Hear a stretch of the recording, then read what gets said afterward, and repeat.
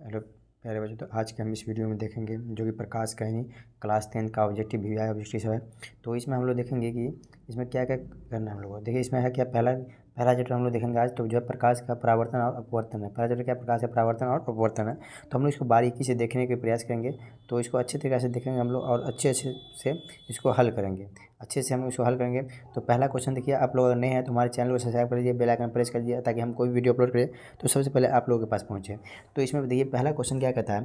तो पहला क्वेश्चन कहता है कि सूर्य से आने वाला जो प्रकाश पुंज जो है वो निम्न में से कौन सा हो सकता है। सूर्य से जो प्रकाश पुंज आएगा तो कौन सा होगा, ये बताने के लिए कह रहा है। तो सूर्य से जो प्रकाश पुंज आएगा तो वो कौन सा हो सकता है। तो पहला में ऑप्शन में है क्या है, पहला ऑप्शन में अब क्या है, अभिसत प्रकाश पुंज क्या है, अभिसत प्रकाश पुंज, अभिसरित प्रकाश पुंज है। और दूसरा में समांतर प्रकाश पुंज और तीसरा में है अपसरित प्रकाश पुंज और चौथा में यानी इनमें से कोई नहीं, डी में। तो इसमें कौन सा राइट आंसर है। तो हम लोगों का जो है राइट आंसर क्या हो जाएगा, बी होगा, यानी समांतर प्रकाश पुंज हो जाएगा। क्या हो जाएगा, समांतर प्रकाश पुंज। यानी सूर्य से आने वाली प्रकाश पुंज निम्न में से कौन सा है, तो समांतर प्रकाश पुंज है। इसी तरह से हम लोग दूसरा क्वेश्चन देखते हैं। तो दूसरा क्वेश्चन क्या कहता है कि किरणों के समूह को क्या कहते हैं। किरणों का जो समूह होता है उसको क्या कहते हैं हम लोग। तो किरणों के समूह को क्या कहते हैं, प्रकाश पुंज, किरण पुंज। और ए और बी दोनों या इनमें से कोई नहीं। तो किरणों के समूह को प्रकाश पुंज भी कहा सकता है या किरण पुंज भी कहा जा सकता है, क्योंकि किरण जो है वो प्रकाश का ही होता है, एक रूप है। तो किरणों के समूह को प्रकाश पुंज भी कहेंगे और किरण पुंज भी कहेंगे। तो इनमें से इसका राइट आंसर क्या हो जाएगा, सी हो जाएगा, सी नंबर, यानी ए और बी दोनों हो जाएगा। यानी प्रकाश पुंज भी हो जाएगा और इसमें यार किरण पुंज भी हो जाएगा। चलिए अगला नंबर क्वेश्चन हम लोग देखते हैं।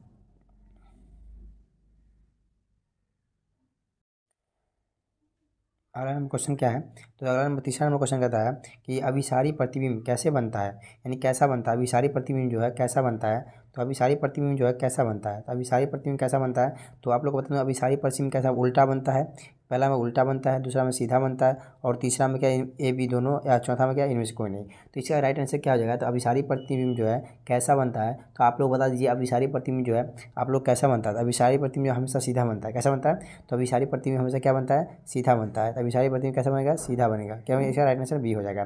चौथा नंबर सवाल कहता है कि निम्न में से आवर्धक शीशा, यानी आवर्धक शीशा जो मैग्नीफाइंग ग्लास कौन है। तो इन निम्न में से जो मैग्नीफाइंग ग्लास जो है कौन सा है। तो इसमें आप लोग इसका जवाब दीजिए, मैं इसमें जो है कौन सा होगा इसका राइट आंसर। तो इसका राइट आंसर क्या हो जाएगा, अवतल दर्पण हो जाएगा, उत्तल दर्पण हो जाएगा, या उत्तल लेंस, या इनमें से कोई नहीं। अवतल दर्पण, अवतल लेंस या इनमें से कोई नहीं। तो आप लोग राइट आंसर जवाब दीजिए, कमेंट कीजिए।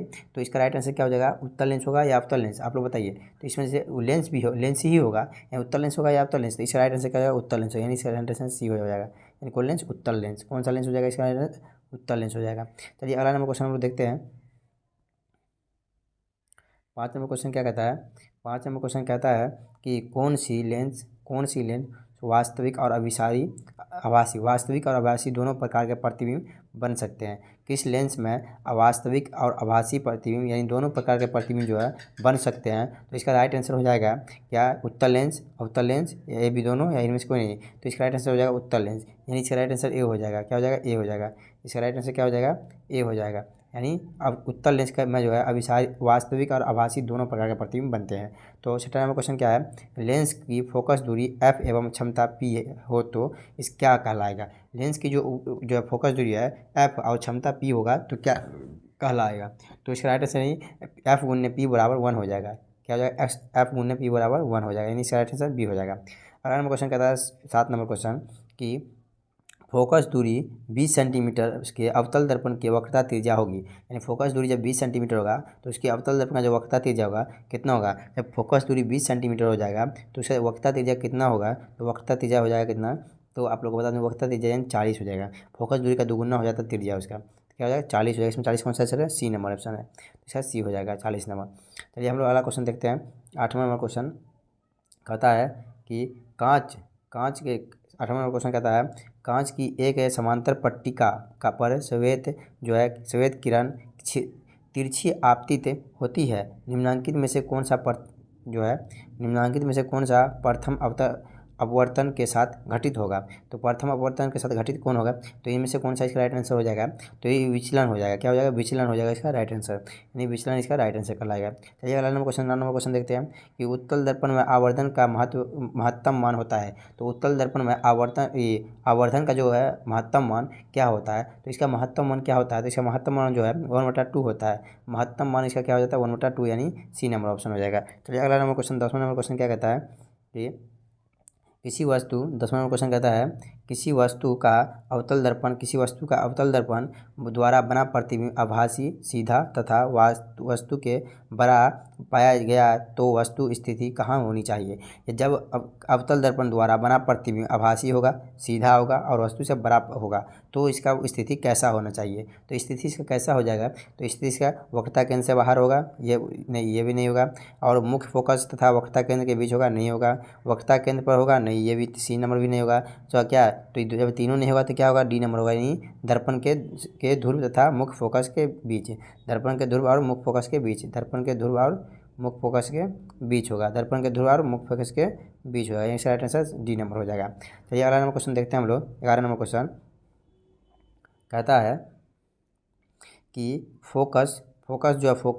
फोकस दूरी 10 सेंटीमीटर के अवतल दर्पण द्वारा उत्पन्न आवर्धन धनात्मक होगा यदि वस्तु की दूरी क्या होगी, वस्तु की दूरी का मान क्या होगा। जब आवर्धन होगा, तो धनात्मक आवर्धन होगा तो वस्तु की दूरी क्या होगी, तो वस्तु की दूरी कितनी होनी चाहिए, तो वस्तु की दूरी जो है 10 सेंटीमीटर से कम होनी चाहिए, यानी 10 सेंटीमीटर, यानी इसका सी हो जाएगा। अगला नंबर क्वेश्चन कहता है 12 नंबर क्वेश्चन फोकस से ध्रुव के ओर आने पर अवतल दर्पण के आवर्धन का मान होता है, तो बढ़ता है, घटता है या अचर रहता है या क्या रहता है, तो ये जो बढ़ता है क्या होता है, बढ़ता है, यानी इसका राइट आंसर हो जाएगा 12 का ए नंबर, बढ़ता है। चलिए अगला नंबर क्वेश्चन देखते हैं हम लोग। 13 नंबर क्वेश्चन कहता है कि 13 नंबर क्वेश्चन कहता है एक अवतल दर्पण के प्रधान अक्ष पर चलती चींटी का प्रतिबिंब सीधा है तथा बढ़ता जा रहा है, तो चींटी की गति की दिशा बताइए। तो चींटी की गति की जो दिशा होगा वो किधर होगा, यानी किसकी ओर जाता हुआ रहेगा, तो ये इसका जवाब हो जाएगा आपको, ये जो पहला नंबर है फोकस से वक्रता केंद्र के बीच, नहीं, और नहीं, ये नहीं होगा।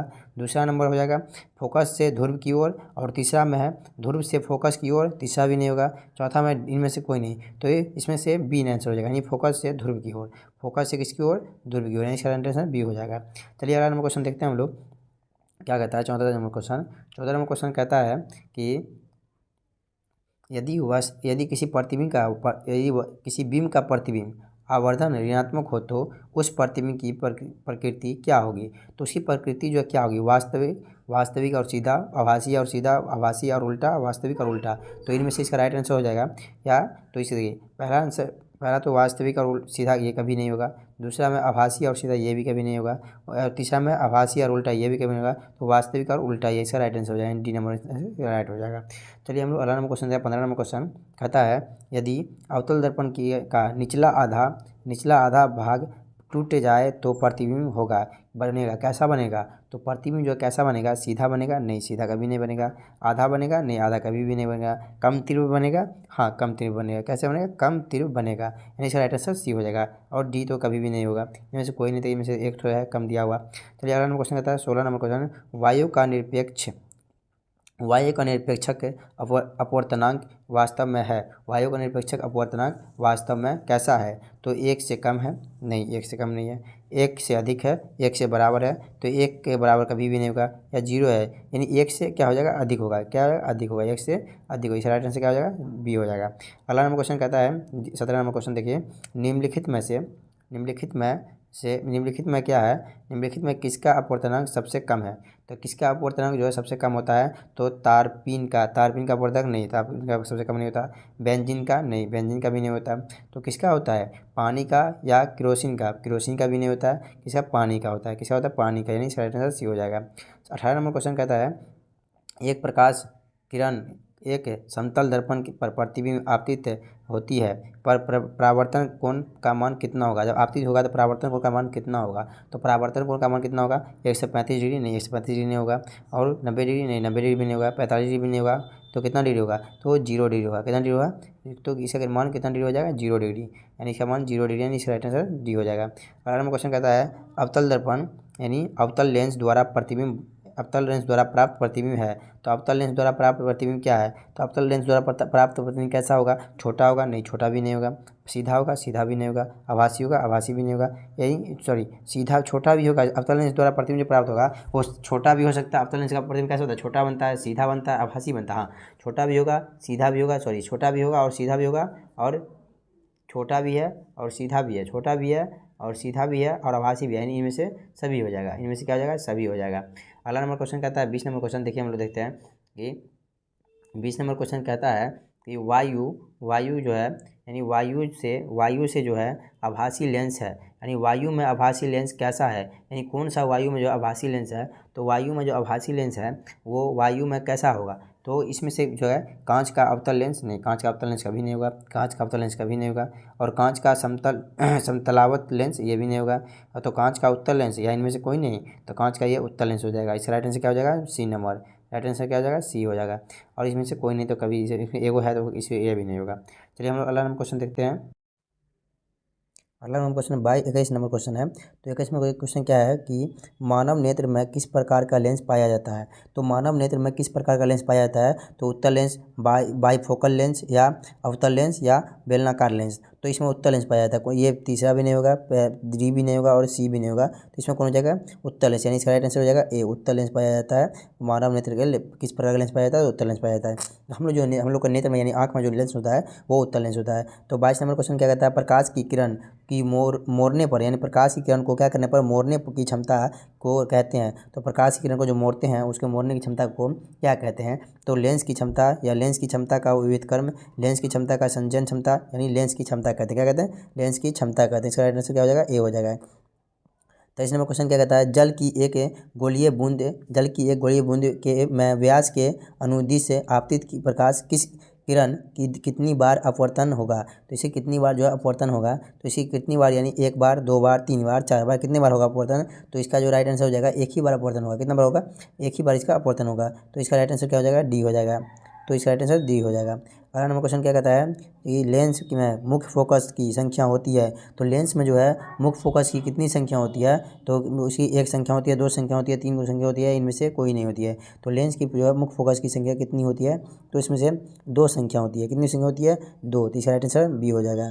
अगला नंबर क्वेश्चन कहता है कि भाई समतल दर्पण द्वारा बना प्रतिबिंब होता है। तो समतल दर्पण द्वारा जो बना प्रतिबिंब है वो कैसा होता है? तो समतल दर्पण द्वारा बना प्रतिबिंब वास्तविक होता है, काल्पनिक होता है, या काल्पनिक वास्तविक दोनों होता है, या इनमें से कोई नहीं होता है? तो ये काल्पनिक होता है। कैसा होता है? काल्पनिक होता है। इसका राइट आंसर बी हो जाएगा। अगला नंबर क्वेश्चन कहता है 26 नंबर क्वेश्चन, सरल सूक्ष्मदर्शी में किसका उपयोग होता है? तो सरल सूक्ष्मदर्शी में किसका? उत्तल दर्पण का, अवतल दर्पण का, उत्तल लेंस का, या अवतल लेंस का? उत्तल लेंस का उपयोग होता है। किसका उपयोग होता है? उत्तल लेंस का, यानी इसका राइट आंसर डी हो जाएगा। चलिए हम लोग अगला नंबर क्वेश्चन देखते हैं। 27 से देखते हैं। 27 नंबर क्वेश्चन क्या कहता है कि 27 नंबर क्वेश्चन कहता है कि अवतल दर्पण में आवर्धित काल्पनिक प्रतिबिंब बनाने के लिए वस्तु को कहाँ रखा जाता है? तो अवतल दर्पण में आवर्धन काल्पनिक प्रतिबिंब बनाने के लिए वस्तु को कहाँ पर रखा जाता है? फोकस और ध्रुव के बीच, वक्रता केंद्र के पारे और फोकस पर, या वक्रता केंद्र और फोकस के बीच?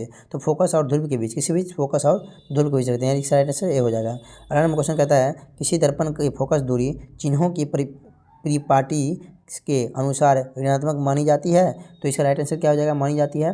तो समतल दर्पण, अवतल दर्पण, उत्तल दर्पण, या इनमें से कोई नहीं। इसका हो जाएगा अवतल दर्पण। क्या हो जाएगा? अवतल दर्पण। इसका राइट आंसर ए हो जाएगा। अगला नंबर क्वेश्चन 29 नंबर क्वेश्चन कहता है निम्नलिखित में से किस लेंस को अपसारी लेंस कहते हैं? निम्नलिखित में से किस लेंस को अपसारी लेंस कहते हैं? अवतल लेंस को, उत्तल लेंस को, अवतल लेंस एवं उत्तल लेंस दोनों को, या बाइफोकल लेंस को?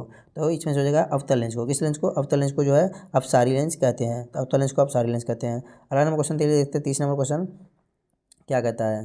30 नंबर क्वेश्चन कहता है कि एक अभिसारी किरण पुंज समतल दर्पण पर अपतित होती है, परावर्तित किरण पुंज होगा।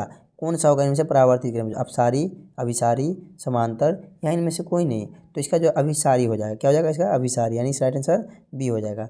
अगला नंबर क्वेश्चन क्या कहता है 31 नंबर, किसी समतल दर्पण द्वारा आवर्धन होता है। किसी समतल दर्पण द्वारा आवर्धन होता है तो क्या होता है, +1 -1 शून्य, इनमें से कोई नहीं, तो +1 होता है। क्या होता है, +1। इसका राइट आंसर ए हो जाएगा। 32 नंबर क्वेश्चन कहता है निम्नलिखित में से किस दर्पण द्वारा किसी वस्तु का आभासी प्रतिबिंब मिल सकता है। तो किसी दर्पण द्वारा किसी वस्तु का आभासी प्रतिबिंब मिल सकता है, तो मिल सकता है तो किसके द्वारा, समतल दर्पण से, उत्तल दर्पण से, अवतल दर्पण से, या इनमें से कोई नहीं। तो इसका राइट आंसर हो जाएगा कौन सा हो जाएगा, इनमें से सभी, यानी उत्तल दर्पण से भी मिल जाएगा, अवतल दर्पण से भी मिल जाएगा और समतल दर्पण से भी मिल जाएगा। तो इसका राइट आंसर हो जाएगा डी नंबर। चलिए अगला नंबर क्वेश्चन क्या कहता है, देखते हैं। 33 नंबर क्वेश्चन कहता है कि आकाश का नीला रंग होना किस परिघटना का परिणाम है। आकाश का रंग जो नीला होता है ये कौन सी घटना का परिणाम है। तो आकाश का रंग जो नीला होता है कौन सी घटना, परावर्तन का, अपवर्तन का, परिकिरण का, इनमें से कोई नहीं, परिकिरण का ही है। किसका है, परिकिरण का है। तो अगला नंबर क्वेश्चन क्या कहता है 34 नंबर कि विरल माध्यम से सघन माध्यम में जाती हुई किरण मुड़ जाती है। जब विरल माध्यम से सघन माध्यम की ओर जाती है तो वो किरण क्या हो जाती है, मुड़ जाती है। क्या हो जाती है, मुड़ जाती है। तो उसको अविलंब की ओर होगा, या अविलंब से दूर होगा, या अविलंब के साथ संपाती होगा, या इनमें से कोई नहीं होगा। तो अविलंब की ओर होगा, अविलंब से दूर होगा, क्या होगा, अविलंब की ओर होगा। किसकी ओर होगा, अविलंब के ही ओर होगा। तो इसका राइट आंसर ए हो जाएगा। अगला नंबर क्या कहता है 35 नंबर क्वेश्चन देखते हैं हम लोग। तो 35 नंबर क्वेश्चन कहता है कि यदि निम्नलिखित में से किस लेंस की फोकस दूरी धनात्मक होती है। तो किस लेंस की फोकस दूरी क्या होती है, धनात्मक होती है। तो इसकी हो जाएगा उत्तल लेंस, समतल अवतल लेंस, या इनमें से कोई नहीं। तो उत्तल लेंस का जो फोकस दूरी है धनात्मक होती है। किसका लेंस, उत्तल लेंस का फोकस दूरी धनात्मक होती है। अगला क्वेश्चन क्या कहता है,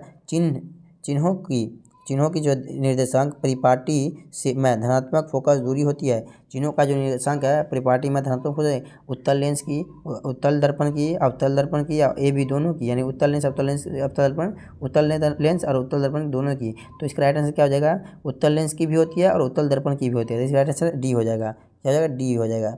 तो इसका राइट आंसर क्या हो गया, डी हो गया। डी नंबर क्या हो गया, डी नंबर हो गया। तो अगला नंबर क्वेश्चन देखते हैं हम लोग। 37 नंबर क्वेश्चन, निर्देशांक चिन्ह परिपाटी में सभी दूरियां मापी जाती है। निर्देशांक चिन्ह परिपाटी में सभी दूरियां मापी जाती है। तो इसका राइट आंसर ध्रुव से मापी जाती है, वक्रता केंद्र से मापी जाती है, फोकस से मापी जाती है, इसको नहीं। तो इसका जो है ध्रुव से ही मापी जाती है। तो इसका राइट आंसर क्या हो जाएगा, बी नंबर। इसका राइट आंसर बी हो जाएगा। चलिए अगला नंबर क्वेश्चन देखते हैं हम लोग। 38 नंबर कहता है कि देखिए कि सघन माध्यम से विरल माध्यम में गमन करने पर आपतन कोण यानी I बराबर 0 और अपवर्तन कोण R में क्या संबंध है। तो इन दोनों में I बड़ा है R से, I बराबर R है, या R बड़ा है I से, या I बराबर R बराबर 0 है। तो इसका राइट आंसर हो जाएगा कि ये जो है R जो है बड़ा है I से। R जो है R किससे बड़ा है, I से बड़ा है। तो R किससे बड़ा है, I से, यानी I से बड़ा R है। I से बड़ा क्या है, R। इसका राइट आंसर क्या हो जाएगा, सी नंबर हो जाएगा। चलिए अगला क्वेश्चन देते हैं। निम्न में से कौन सा पदार्थ लेंस बनाने के लिए प्रयुक्त नहीं किया जाता है। यानी कौन सा ऐसा पदार्थ है जो लेंस बनाने के लिए प्रयुक्त नहीं हो सकता है। तो इसका राइट आंसर क्या हो जाएगा, तो राइट आंसर हो जाएगा आपको जल, कांच, प्लास्टिक या मिट्टी। मिट्टी जो कभी लेंस नहीं बना सकता है, मिट्टी कभी लेंस बना सकता है, तो ये मिट्टी कभी लेंस नहीं बना सकता है। इसका आंसर डी हो जाएगा। 40 नंबर क्वेश्चन है, एक उत्तल लेंस की क्षमता 1 डायोप्टर है तो उस लेंस की फोकस दूरी होगी। जब 1 डायोप्टर उसकी क्षमता है तो उसकी फोकस दूरी कितना होगी, तो +10 सेंटीमीटर, -10 सेंटीमीटर, +100 सेंटीमीटर, -100 सेंटीमीटर। तो इसका +100 सेंटीमीटर हो जाएगा।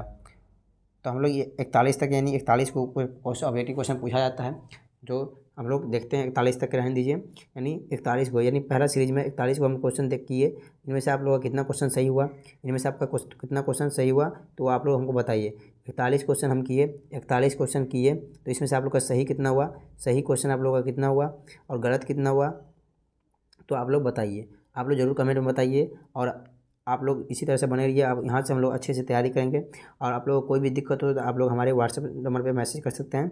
और किसी भी प्रकार के आप लोग को नोट की ज़रूरत हो तो आप लोग हमसे जुड़ सकते हैं। चाहे हिंदी हो, जो कोई भी सब्जेक्ट हो, आप लोग नोट लेना चाहते हैं तो आप लोग हमसे जुड़ सकते हैं। चलिए थैंक यू, धन्यवाद। अगर नहीं है तो हमारे चैनल को सब्सक्राइब कीजिए, बेल आइकन प्रेस कीजिए, ताकि कोई वीडियो अपलोड करें तो सबसे पहले आप लोग के पास पहुँचे।